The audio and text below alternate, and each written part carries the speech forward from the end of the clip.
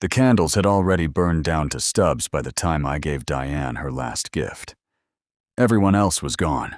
Our son and his wife back to the hotel, the grandkids asleep before dessert, the dishes stacked but not washed. Just the three of us left at the table. Diane at the head, where she'd sat for 30 years. Renee across from her, the way she'd sat at 100 dinners before this one. And me, holding a small wrapped box I hadn't let myself think too hard about. "That's not from the store," Diane said. She knew my face too well. "No," I said, "it's not." I set it down in front of her anyway. She didn't open it. She looked at me, then at Renee, then back at me, and something in her went very still, the way she used to go still, right before she caught me in a lie when the kids were small. "Say it," Diane said. "Whatever it is, don't make me open a box for it." Renee's hand found the edge of the table, not moving, just there, like she needed something solid. I'd practiced this 100 times in the truck, on walks, in the shower where nobody could hear me get it wrong. All of it left me at once. "I love you," I said to Diane. 30 years, and that hasn't moved an inch. I made myself keep looking at her. But I love her too. I have for a long time. And I'm done pretending that's a small thing, or a passing thing, or something I can bury deep enough that it stops being true. Nobody breathed for a second that felt longer than it was. "That's the gift?" Diane's voice was flat. Not cruel, just flat, like she was testing the weight of the words before she let herself feel anything about them. "The gift is that I'm not hiding it anymore," I said. "Whatever happens after, that part's yours to decide. Both of yours." Renee hadn't said a word. She was looking down at her own hands like they belonged to someone else. Diane finally looked at the box. She didn't touch it. 30 years, she said quietly, "and you thought the way to tell me was on my birthday. I thought if I waited for a better time, there'd never be one." She stood up. Not fast, not slamming anything. Just stood, smoothed the front of her dress out of old habit, and looked at the two of us like she was seeing something she'd been refusing to see for a long while. "I need air," she said. She walked out onto the porch and left the door open behind her. Not shut, not locked. Open. Renee and I sat there in the candlelight, neither of us reaching for the box, neither of us saying what we were both thinking. That an open door wasn't the same as a welcome, but it wasn't a closed one either. I gave her 10 minutes before I followed her out. Renee stayed at the table, arms wrapped around herself like she was cold in August. Diane was at the porch rail, looking out at nothing in particular. The dark yard, the neighbor's porch light. 30 years of evenings just like this one, except not. "You're not as surprised as I thought you'd be," I said. She didn't turn around. "I'm not surprised at all. That's the part I can't figure out how to feel." "What do you mean?" "I mean I've known for over a year." Her voice was steady, which somehow scared me more than if it had cracked. "The way you two go quiet when I walk into a room. The way you laugh at things before she finishes saying them. I'm not blind, and I'm not stupid, and I decided a long time ago I wasn't going to be the kind of wife who makes herself smaller, pretending not to see. Why didn't you say something?" "Because saying something meant admitting what it stirred up in me, too." She finally turned. In the porch light, she looked younger somehow, like something old had come loose in her face. "You're not the only one who spent a year not saying a true thing out loud." I felt the ground shift under a conversation I thought I understood. "Diane, I love her," she said, like she was setting down something heavy she'd been carrying too long.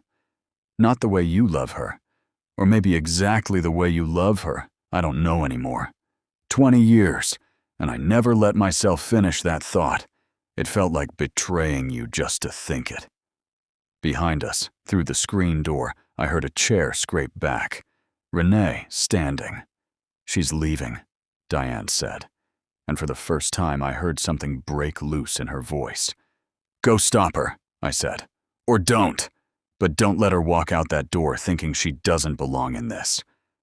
Diane looked at me a long moment, like she was deciding something about me and about herself at the same time. Then she walked past me, back into the house, toward the sound of Renee's footsteps heading for the front hall. And I stood alone on the porch, watching through the window as Diane reached the door first and put her hand flat against it, not to open it, to keep it shut. Diane's hand stayed on the door a moment before Renee even reached it. "Don't," Diane said. "Not like this. Not out the front door at midnight, like you did something wrong." Renee stopped, purse already over her shoulder, keys already in her hand. "I don't know what I did right, Diane. I've spent 20 years being careful, being the friend who came for holidays and left before it got late, being safe." Her voice cracked on the last word. "I don't know how to be whatever this is instead. Nobody does. Not yet." Diane's hand slid off the door. "But you don't get to decide alone that you're the one who has to go." I stayed back by the kitchen, close enough to hear, far enough to let it be theirs. Diane stepped aside. Not an invitation exactly, more like a door left open the way ours had been left open 30 years ago, before either of us knew what we were walking into. Renee didn't leave. She set her purse down on the hall table, slow, like she wasn't sure her hands would let her. "Come sit with me," Diane said. "Out back. Just us, for a minute." I watched them go, out through the kitchen to the porch swing, where Diane and I had spent 1,000 ordinary nights. I didn't follow. Some conversations aren't mine to be in the room for. Through the window I could see them, Diane's hand finding Renee's on the armrest between them, not quite holding it, just resting near it, the way you'd rest your hand near something you weren't sure yet you were allowed to touch. Renee said something I couldn't hear. Diane laughed, short and surprised, like the laugh had escaped before she decided whether to let it. Then Renee said something else, and Diane went quiet, and I saw her hand close fully around Renee's.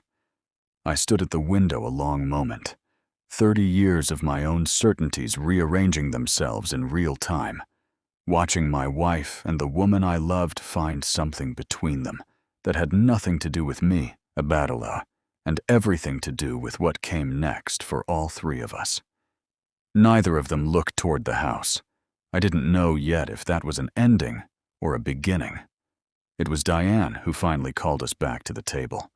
The same table, the candles long dead, 3 chairs instead of the usual 2 facing each other. "Sit," she said. "Both of you. If we're doing this, we're doing it looking at each other, not through windows." Renee sat first. I took my usual chair. Diane didn't sit at the head this time. She pulled her chair around so it was even with ours. No one at the top of the table. "I want to say the hard things now," Diane said, "while I've still got the nerve." Nobody argued with that. "Our kids," she started. "They'll have opinions. Some of them ugly ones. Church will have opinions. This on will have opinions.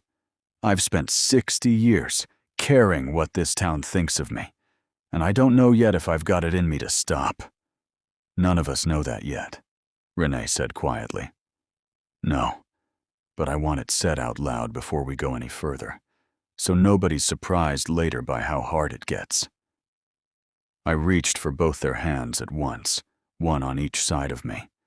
"We don't have to have it figured out tonight. We just have to decide if we want to try." "That's not enough for me," Diane said, and my stomach dropped. until she kept going. I don't want to try something halfway and call it brave. If we do this, nobody's a guest in it. Not me, not you, not her. 3 chairs at this table, not 2.5. Renee's eyes were wet. I've been the guest for 20 years, Diane. I don't know if I remember how to be anything else. Then we'll learn, Diane said. And for the first time all night, she smiled. Small, uncertain, but real. God knows none of us are getting any younger. Might as well spend whatever's left of it honest. Nobody said anything for a while after that. The 3 of us just sat there, hands loosely joined across a table built for 2, in a house that had held 30 years of one kind of life and was about to hold something none of us had a name for yet. Renee was the one who finally broke the silence. So what happens tomorrow? Diane looked at both of us, that same steady look she'd had on the porch. Tomorrow, we wake up and figure out what tomorrow looks like. Tonight, I just want to sit here, all 3 of us, like this. None of us moved to clear the table. None of us wanted to be the first to let go. Late, if she regretted opening that box. She thought about it longer than I expected. I regret 30 years of not saying true things at the right time, she said. I don't regret this. This is the truest thing we've done. I think about the gift a lot. Not the box, which sat unopened on that table for a week before Diane finally put it away in a drawer, still wrapped, like she wasn't ready to make it that small. The real gift wasn't in a box at all. It was 3 people deciding, one hard conversation at a time, that honesty was worth more than the comfortable lie we'd all gotten so good at living. We don't have a word for what we are. Diane says we don't need one. Renee says maybe that's the point, that we spent so long needing everything to have a name before it was allowed to exist, and this is the first thing in any of our lives we let be true before we let it be defined.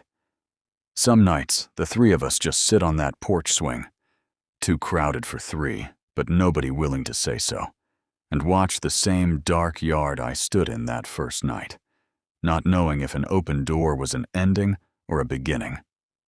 It was neither. It was just a door. We're the ones who decided to walk through it, together, and keep walking.